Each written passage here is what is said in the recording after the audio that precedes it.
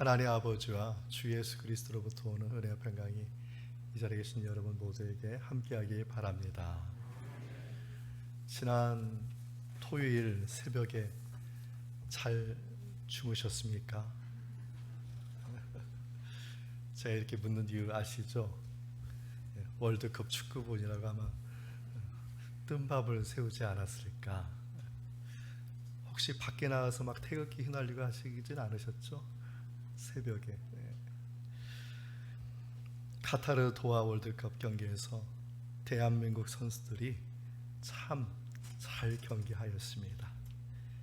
20년 만에 16강에 올랐고, 이 경기를 거기에 있는 관중들 뿐만 아니라 전 세계에 다 흩어져 있는 한국인이라면 다 이 경기를 보지 않았을까 싶습니다. 마지막 역전골이 나왔을 때 환호하고 그 벅찬 눈물이 막 흘러내렸던 그런 경험이 생각이 납니다. 참으로 감격스러운 그런 시간이었습니다. 저는 대한민국 모두가 이 감격스러운 삶이 매일같이 반복이 된다면 참 얼마나 좋을까 하는 그런 생각을 하게 되었습니다. 그리고 또 어쩌면은 우리들 신앙인들의 우리 매일의 삶도 이러한 감격스러운 그런 소망이, 감격스러운 그런 삶이 지속되면 얼마나 좋을까. 그래서 오늘 본문을 보면서 그 소망의 말씀을 발견하게 되었습니다. 로마서 13장 12절에 이렇게 말합니다. 밤이 깊고 낮이 가까웠으니 그러므로 우리가 어둠의 일을 벗고 빛의 갑옷을 입자. 물론 문맥상 이 빛의 갑옷은 그리스도의 옷을 말하지만 어제 그 도하의 기적을 보면서 이 빛의 갑옷은 바로 우리가 매일같이 경험해야 될 감격스러운 순간이 아닌가, 이렇게 생각이 들었습니다. 하나님은 우리들의 매일의 삶이 이러한 삶이 되기를 응원하고 계신다는 것을 믿으시기 바랍니다. 이제 하나님이 우리에게 바라시는 감격스러운 일상의 삶이 무엇인지 본문을 통해서 살펴보는데요. 첫째는 하나님께서 우리가 믿음에 강한 사람이 되기를 바라고 계신다는 것입니다. 본문의 1절의 말씀인데 함께 읽겠습니다. 믿음이 강한 우리는 마땅히 믿음이 약한 자의 약점을 담당하고 자기를 기쁘게 하지 아니할 것이라. 믿음이 강한 우리는, 이 믿음이 강한 우리는 누구일까? 로마의 교인들을 말하는 것입니다. 로마의 교회는 특별한 교회입니다. 선교사들이나 아니면 사도들이나 이러한 사람에서 개척된 것이 아니라 평신도들에 의해서 가정에서 그냥 모여서 예배드리는 가정 교회들이었습니다. 그런데 그 교회들이 번성하고 있고 활발하게 부흥하고 있었던 것이죠. 단지 단점이 하나 있다면 뭐냐면 그 로마 교회 교인들이 대부분이 초신자들이었다는 것이죠. 이방인들이 모여서 그냥 가정에서 예배드리는 가정교회들, 누가 신앙을 가르쳐 주는 사람이 없는 가정교회였습니다. 신앙의 지도를 받지 못하면 우리 이런 사자성어가 있죠. 사상두각이라고. 모래 위에 집을 짓는 것과 같이 신앙의 지도를 받지 않으면 언제든지 무너질 수가 있습니다. 이러한 염려를 주변에 있는 다른 나라에 있던 사도들이 다 걱정했어요. 그래서 베드로도 수시로 로마로 왔다 갔다 했던 것이죠. 또 이러한 염려를 가진 사람이 하나 있는데 그분이 바로 사도 바울이었습니다. 사도 바울은 로마에 아직 가지 않았지만 편지를 썼어요. 고린도에서 로마 교인들에게 믿음이 무엇인지, 복음이 무엇인지, 신앙의 삶이 무엇인지, 성도의 삶이 무엇인지 로마서를 전체를 나누면 이 내용입니다. 믿음이 무엇인지, 복음이 무엇인지, 성도의 삶이 무엇인지, 이것을 보내서 모아놓은 그 편지가 로마서라는 성경 말씀입니다.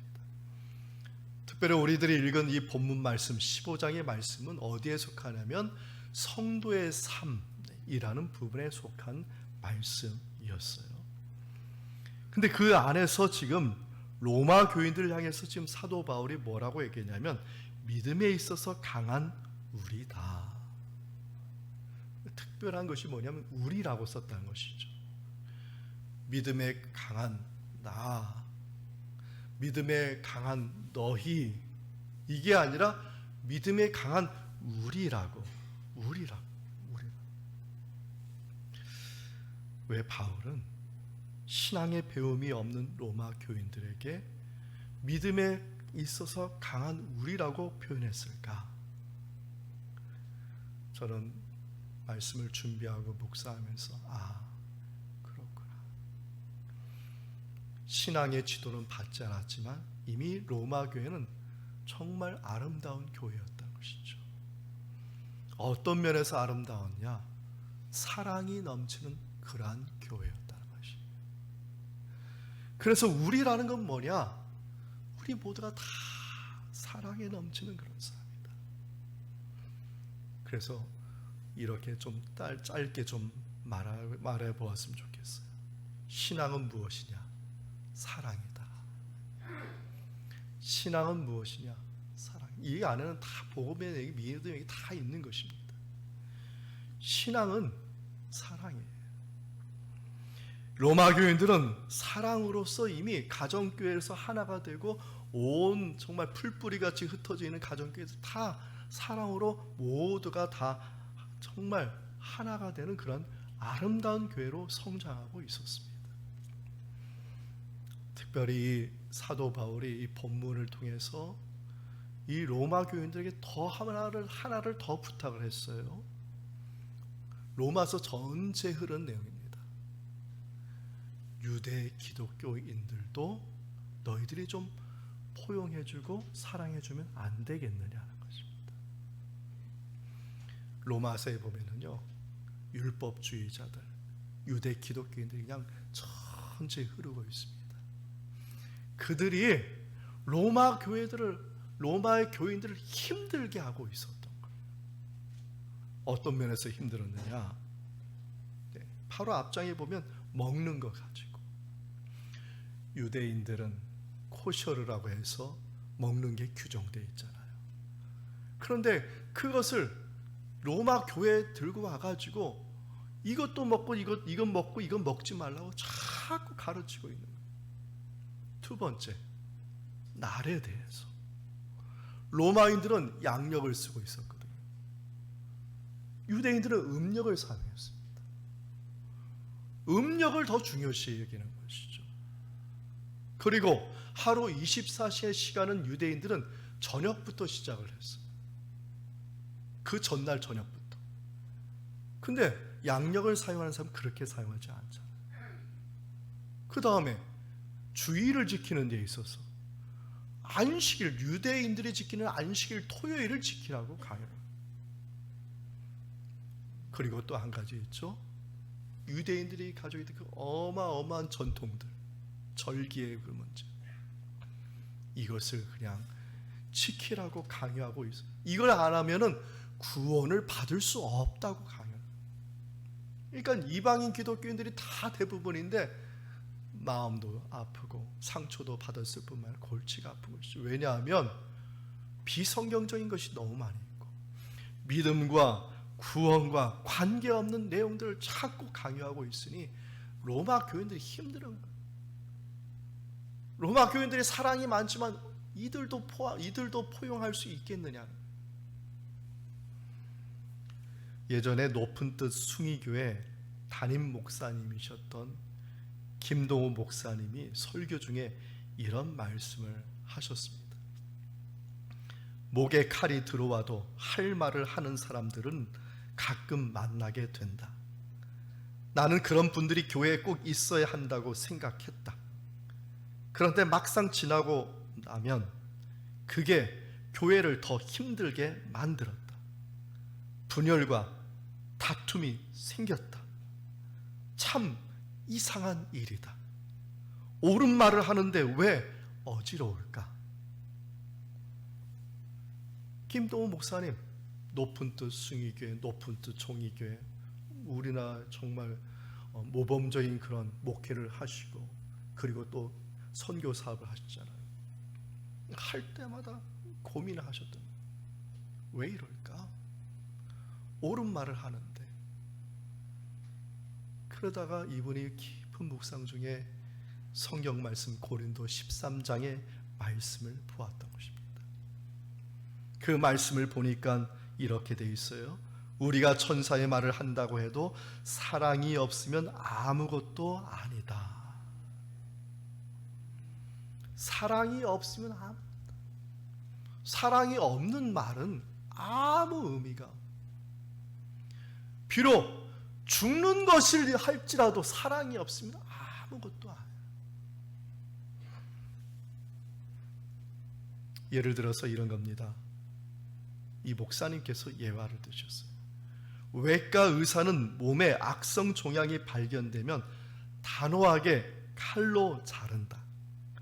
그런데 의사가 더 공들이는 것은 무엇이냐? 꼬매고 아물도록 치료하는 것이다. 의사는 여기에서 더 많은 시간과 정성을 쏟아서 회복할 때까지 지켜보는 것이다. 이같이 사랑이 없으면 싸맬 줄 모르면 결과는 죽이는 것과 같다. 이런 말씀을 하셨어요. 고린도전서 13장 3절 말씀을 우리 함께 읽어보겠습니다. 내가 내게 있는 모든 것을 구제하고 또 내 몸을 불사르게 내줄지라도 사랑이 없으면 내게 아무 유익이 없느니라. 아멘. 고린도전서 13장 13절 말씀인데요, 이것도 함께 읽겠습니다. 그런즉 믿음, 소망, 사랑 이 세 가지는 항상 있을 것인데 그 중에 제일은 사랑이라.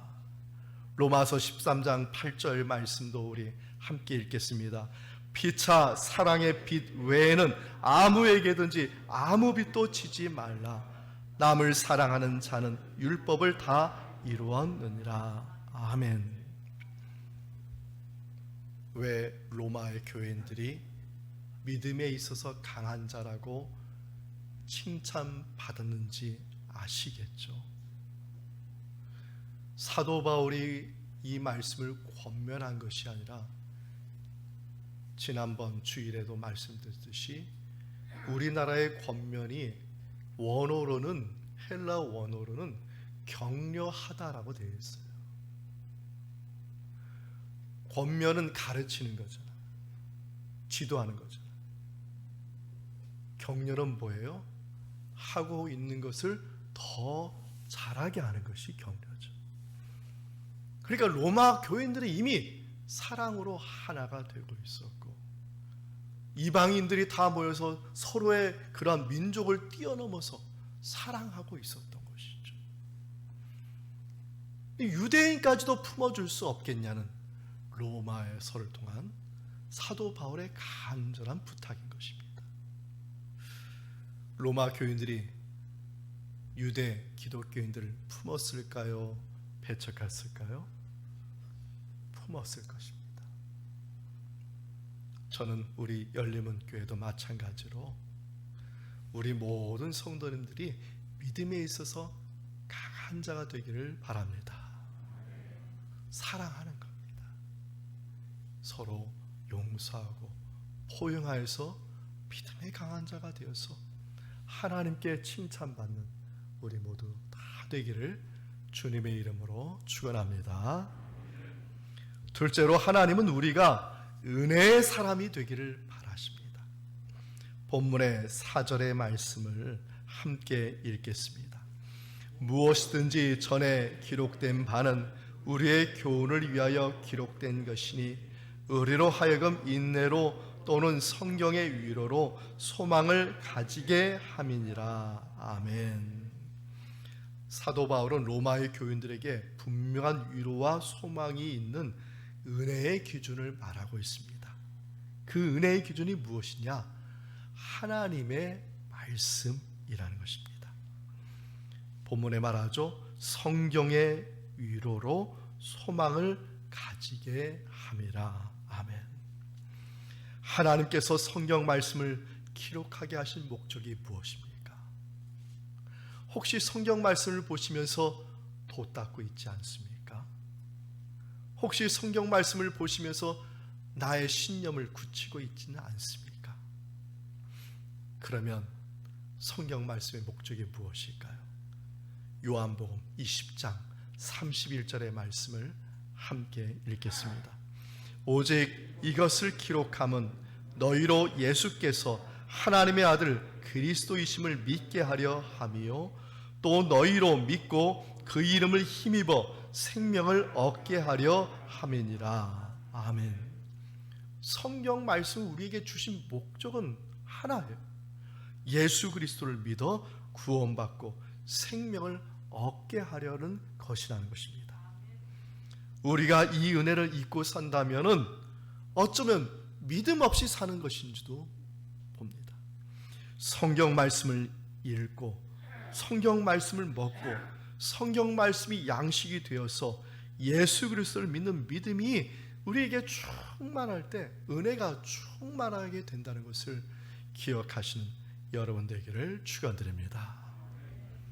우리가 지금 이 자리에 많은 사람들이 계시는데 다 각자 모양도 다르고 입은 옷도 다르고 삶의 스타일도 다르고 캐릭터도 다 다릅니다. 그러나 뿌리는 하나예요. 여러분의 신앙의 뿌리는 누구십니까? 예수 그리스도이시죠. 교회에 우리나라에 많은 교회가 있어요. 정통 교단에 속한 정통 교회들의 뿌리는 하나예요. 누구시죠? 예수 그리스도시죠. 만약에 교회가 이것을 선포하지 않는다면 교회가 아니죠. 우리들도 마찬가지입니다. 우리의 신앙의 뿌리가 예수 그리스도이신데 예수 그리스도를 잊고 산다면 우리는 하나님과 관계없는 사람도 언제든지 될 수 있다는 것입니다. 여러분 교회에 오면서 여러분의 신앙의 뿌리를 생각하면서 오셨습니까? 그러면 성령님께서 예수 그리스도를 통해서 저와 여러분에게 한량없는 은혜를 부어 주실 줄 믿습니다. 미국 서부에 자라는 측백나무가에 레드우드라는 나무가 있는데요, 밑은 지름이 10m가 넘는다고 합니다. 저것보다 더 큰 것도 있대요. 높이는 몇 미터냐면 100m까지 자란답니다. 여러분 여기서부터 여기까지가 지금 얼마인 줄 아십니까? 허리가 이게 10m예요. 여기서부터 여기까지. 이런 나무가요 100m로 올라간다고 생각해 보십시오. 어마어마하죠. 그럼 뿌리는 얼마나 깊을까요? 놀랍게도 뿌리는 길어봤자 3m밖에 안 된다. 여기 천장부터 여기 바닥까지 높이가 3m입니다. 아니 나무가 이만하고 100m까지 오르는데 뿌리가 여기밖에 안 돼요.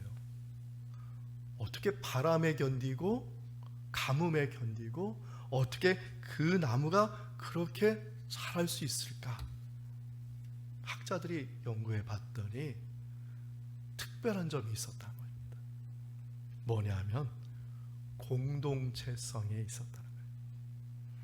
이 레드우드 나무는 뿌리는 3m밖에 안 자라는데 옆으로 뻗는 뿌리는 25m, 30m로 나간다.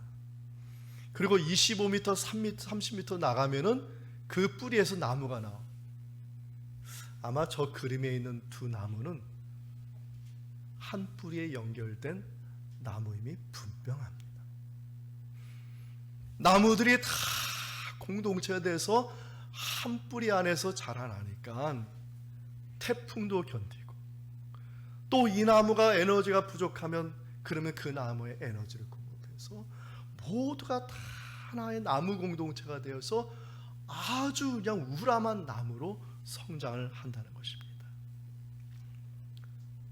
저는 우리 열림문교회 그리고 우리 공동체 여러분의 뿌리가 예수 그리스도에게 확실하게 박혀 있다면 우리 공동체는 저 레드우드보다도 더 크게 성장하고 세상에 더 큰 빛과 소금의 역할을 감당하는 그러한 교회가 될 줄 믿습니다.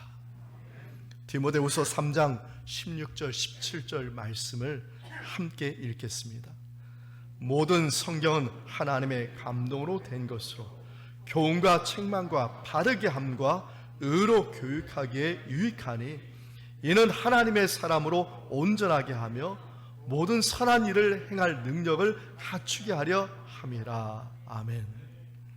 하나님은 우리가요, 이 뿌리 안에서 성경 말씀을 통해서 다 은혜가 충만하기를 원합니다.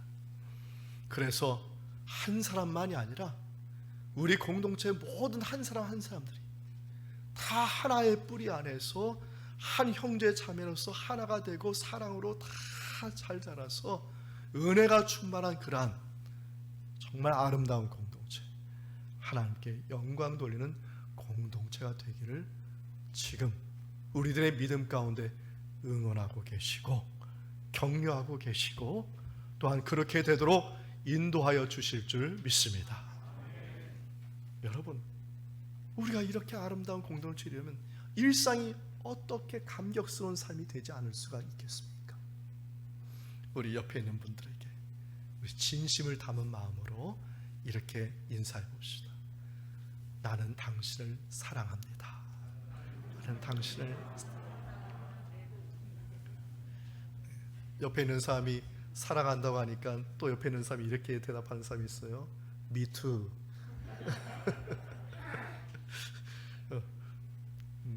비록 그렇게 할지라도 저는 진심이 있다고 생각합니다. 한 번 더 인사해 볼까요? 우리 하나가 됩시다. 하나가 됩시다. 하나가 됩시다. 하나가 되면은요, 절대로 어려움이 온다 할지 이겨낼 수 있습니다. 우리 열림문교회가 그렇게 다 이겨내고 지금까지 오지 않았습니까? 우리를 사랑하시는 하나님께서 우리를 정말 도와주셔서 앞으로 있는 그런 문제도 능히 넘게 하게 해주시고, 아버지 하나님께서 예비해 주신 은혜와 복을 누리는, 또 하나님께 영광 돌리는 우리 모두 다 되게 하여 주실 줄 믿습니다.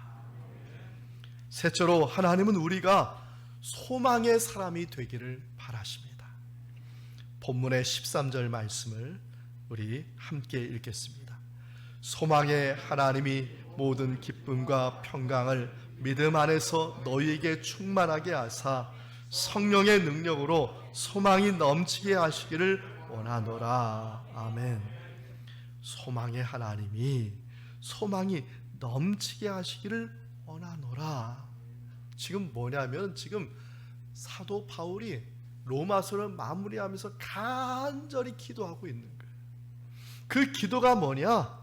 소망이 넘치게 하는 그러한 공동체, 소망이 있는 공동체, 하나님의 그 말씀, 예수 그리스도의 그 복음의 씨앗을 품고 사는 공동체가 되기를 간절히 원하고 있다는 것입니다. 우리 가운데 이 복음이 오기까지 얼마나 많은 시간이 걸렸습니까? 2000년 전에 예수님께서 예루살렘에서 갈보리에서 십자가에서 돌아가시고 부활하시고 나서 2000년을 통하여 유럽을 통하여서 미국을 통하여서 또 한국으로 오기까지, 신학자들이 연구해 보니까 우리 한국에 처음으로 개신교 복음이 들어온 때는 190년 전이라고 얘기하더라고요. 규줄라프라는 사람이 있는데, 이 규줄라프가 원산도까지 와서 주기도문을 가르치고 감자 제조법을 가르치고 그리고 복음을 전했다. 그리고 130년 전에 우리가 잘 아는 아펜잘르, 이 개신교 선교사들이 복음을 심었죠. 그 복음의 씨앗이 심겨져서 오늘날 우리는 100년이 지나서 어떻게 됐습니까? 정말 하나님께서 역사해 주셔서 우리나라가 예수님 믿는 사람들이 많이 나오고 구원받고 그리고 하나님께 영광 돌리는 사람을 많이 나오게 하지 않았습니까? 바로 이러한 내용들이 오늘 본문의 9절의 말씀입니다. 9절까지의 말씀이 뭐냐면 복음의 씨앗이 처음 언제부터 시작됐다는 것이죠. 창세전부터 시작됐죠. 물론 창세기에 아담과 하와가 죄를 범했을 때 그때 하나님은 복음의 씨앗을 심어 놓으셨어요. 그러나 가장 객관적으로 복음의 씨앗이 나타나기 시작한 때가 언제냐? 창세기 12장 아브라함 때부터죠. 아브라함이 말씀에 순종하여서 갈대아 우르를 떠나서 가나안 땅에 올 때부터 이 복음의 씨앗이 품게 된 것이죠. 그리고 그 말씀들을 정리하고 그 말씀들을 유지한 사람들이 뭐냐? 아브라함의 후손들인 유대인들이에요. 그 유대인들이 그 말씀을 잘 보존하여서 그리고 전하였고 그리고 그 말씀 가운데서 오늘 본문의 할례의 추종자라고 얘기했죠. 바로 그 말씀을 통해서 순종하여 예수님이 성육신 하셨다는 말씀이에요. 예수님이 성육신 하셔서 그 말씀 가운데 성육신 하셔서 그리고 그 말씀으로 말미암아 모든 백성들이 다 구원받는 그러한 은총을 받게 하여 주신 것이 아니냐. 그러므로 무슨 말입니까? 유대 기독교인들을 미워하지 말고 그들이 이룬 그리고 그들이 행동한 그 일들을 생각해서 오히려 감사함으로 그들을 포용해 줘야 되지 않겠느냐. 그리고 16절까지의 말씀 이어가면서 무엇을 말하냐면 하나님의 소망을 말합니다. 너희들만 하나가 되지 말고 하나님의 소망은 뭐냐? 열방, 유대인들을 넘어서 열방에까지 다 복음이 전해서 모든 열방들이 다 하나가 되어서 교회 안에서 한 몸을 이루고 하나님께 찬양하고 감사를 돌리는 것이 이것이 내가 마지막 기도 드리는 것이고 이것이 하나님의 소망이다. 여러분, 교회는 어떤 곳입니까?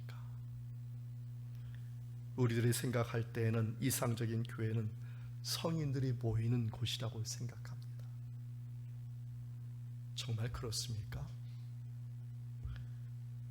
예수님께서 생각하신 교회는, 이상적인 교회는 어떤 곳이냐면 죄인들이 모이는 곳입니다. 교회는요, 죄인들이 모이는 곳입니다. 그게 예수님께서 이상적으로 생각한 교회의 모습입니다. 왜 사람들은 교회를 보고 실망을 할까요? 교회에서 천국을 기대하기 때문에 실망을 하는 것입니다. 그러나 이상적인 교회는 천국이 아니라 죄인들의 병원입니다. 거만하고 이기적이고 혈기 부리고 악한 일을 행하고 노름에 중독된 사람들, 이런 사람들이 모여서 하나님의 사랑 가운데 변화받는 치료의 장소가 이상적인 교회의 모습이라는 것입니다. 교회는요, 죄인들의 병원입니다. 죄인들의 병원이기 때문에 치료의 역사가 일어나는 겁니다. 할렐루야. 치료할 거 없어요? 이 자리에 있을 필요 없어요. 이 세상에 아무리 완벽한 사람이라도, 물론 없지만 완벽한 사람도 치료할 것이 있어요.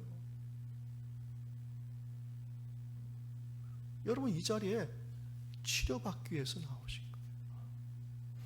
여러분, 그 이 자리에 지금 치료의 역사가 이루어지길 간절히 바라는 그런 마음으로 나오는 거예요.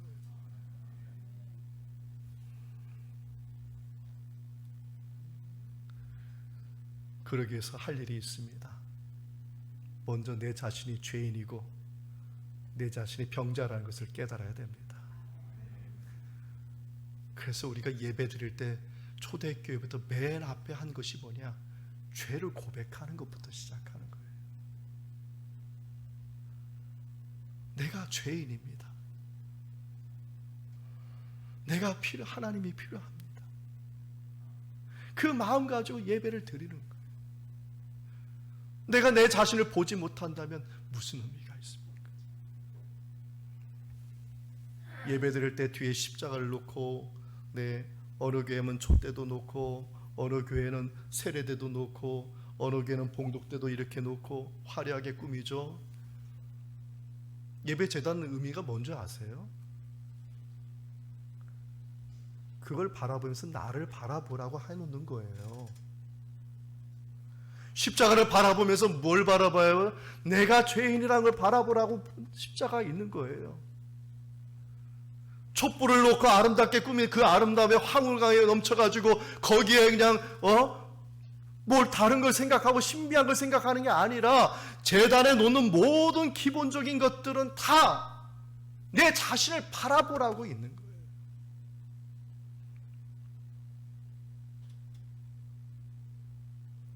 여러분 자신을 지금 바라보고 계십니까?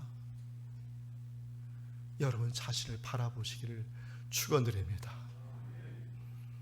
거기서부터 소망이 있는 거예요. 내가 병든 자이고, 내가 죄인이고, 내가 아프고, 내가 힘들어요. 그 소망을 품고 나오는 것이 예배고, 그 소망을 품고 예배하는 사람들이 성도라는 거예요. 오늘 로마서 15장 13절 처음에 뭐라고 되어 있습니까? 소망의 하나님. 그 뜻이 뭔지 아세요? 하나님은 어떤 분이냐? 소망하는 자의 하나님이라는 뜻이에요. 내가 죄인입니다. 용서하여 주시옵소서. 내가 아픕니다. 치료하여 주시옵소서. 힘듭니다. 고쳐주시옵소서. 그 소망을 품고 나올 때 그 소망을 품는 자의 하나님께서, 주님께서 임재하시고 역사하여 주시는 것.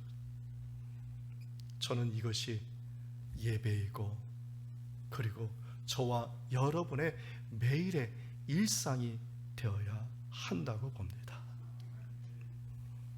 사랑하는 성도 여러분, 여러분의 모습을 바라보시고, 그리고 주님의 은총을 간절히 기다리시기를 축원드립니다. 아주 작은 거라도 소망을 가지십시오. 그 소망을 품는 자의 하나님께서 그 소망을 이루어주실 줄 믿습니다. 우리 열린문교회 영상 예배도 드리시고, 지금 병상에 누워 계신 분도 있고, 아픔 가운데 있는 사람이 있습니다. 그분들에게 말씀드립니다. 하나님께서 치료하여 주실 소망을 품기를 원합니다. 그 소망을 품는 하나님, 그 품는 자 하나님께서 어찌 하나님께서 도와주지 않겠습니까? 치료 역사를 바라여 주실 줄 믿습니다. 우리 열린문교회 완벽한 교회는 아닙니다. 흠을 보지 마시고 오히려 내가 죄인으로서, 은혜 받은 자로서 어떻게 더 사랑할까를 생각하고 아름다운 교회를 만들어 간다면, 이 소망을 갖고 나간다면 우리 열린문교회의 미래는 밝을 줄 믿습니다. 하나님께서 역사해 주시고 하나님께서 인도하여 주셔서 정말 하나님께 영광 돌려 우리 열린문교회 처음 시작했던 그 정신, 그 신앙, 그 믿음 열매 맺게 하는 귀한 은총 주실 줄 믿습니다. 이러한 은총이 우리 모두의 가정과 우리 모두의 삶 가운데, 매일의 삶 가운데 나타나기를 주님의 이름으로 축원드립니다. 아멘. 이 말씀의 은총이 예수 그리스도 안에서 여러분의 마음과 생각을 지키시기 원합니다. 아멘.